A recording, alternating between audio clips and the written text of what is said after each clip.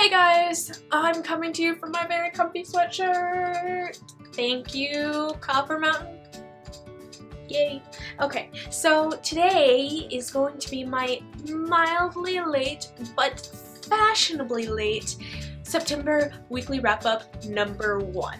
So I just decided to do these. It is 10:41 on the first Sunday of September, so a little bit late. This will go up a day late, but the rest of them will go up on Sunday. I don't know if I'm going to continue doing this after September, but with such an ambitious TBR in September, I think it's kind of a necessity to not end up with like a 30-minute long wrap-up at the end of the month, because this week alone I read 4 books, and that's not counting Monday, since Monday was still technically August, which I still haven't filmed a wrap-up for, but I will soon.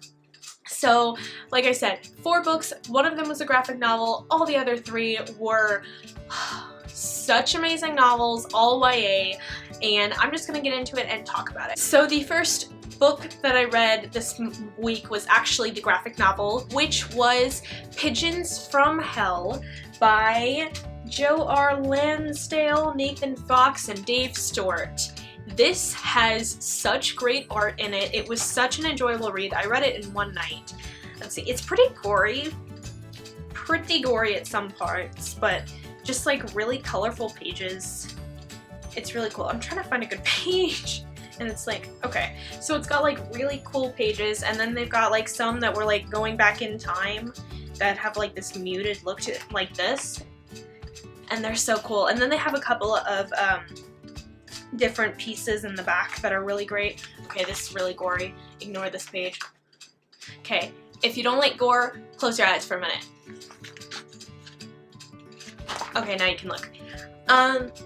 But yeah, it was really enjoyable. I gave this 4 out of 5 stars. It's really cool because it's set in Louisiana, and that Louisiana has a special place in my heart, so it was really fun.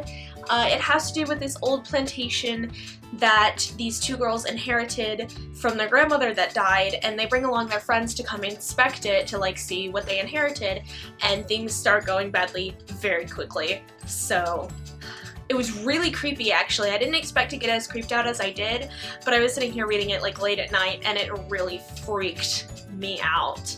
So yeah, I really enjoyed this, and you guys should go check this one out. And all the books I read this week were library books. I didn't read a single book that I owned, which will change because of my books that just came in. That my unboxing for that is already posted, so I'll link that down below. But the first book, the actual book that I read this week, was Prisoner of Night and Fog by Anne Blankman. I give this a 5 out of 5 stars. It's an incredible book. Cannot wait to read the next one. It is a Holocaust book. It's about the main character whose father died for Hitler, so they're like really close family friends with Hitler because of that sacrifice. And she's got this older brother that's a freak, and he's terrifying. And the whole story starts out basically when she meets this Jewish reporter who tells her, you know, everything's a lie and your dad was murdered. And she's like, whoa, that's not okay, you're Jewish and I'm supposed to hate you, so no.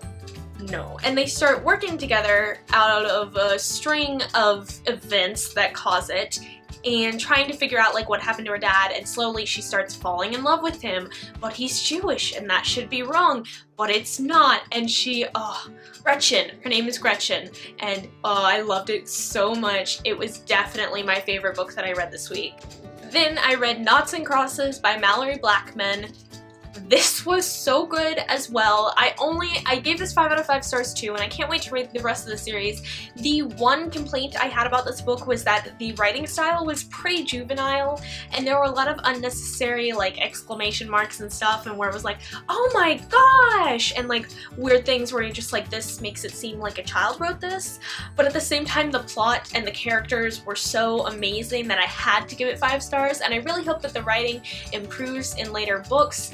But I think even if it doesn't, I'm still gonna read it because I'm interested in it. So probably instead of 5 stars, I would probably give this like 4.5 stars, and you know, move on from there. And this is about a dystopian society where African American people, or black people, are the powerful people and the higher society, and then white people are discriminated against and have less rights and everything. So white people are knots and black people are crosses, and it's all about this girl who's a cross and this guy who's a knot who are really good friends and kind of their journey through that.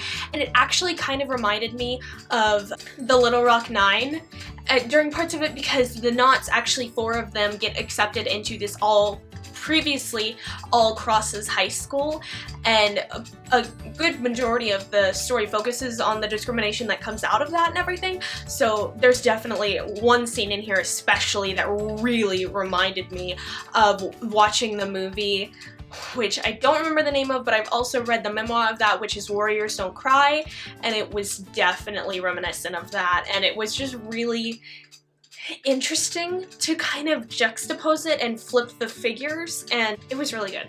I don't know what else to say about it. The final book that I read this week was Red Glove by Holly Black. I finished this last night, and oh my gosh, it was so good. I marathon read it for like 3 hours.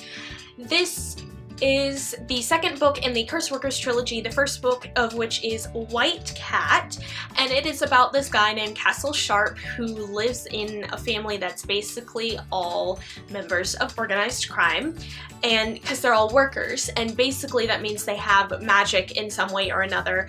Either they're a luck worker, a memory worker, a dream worker, a transformation worker, which are incredibly rare, physical worker, or a death worker, or emotion worker.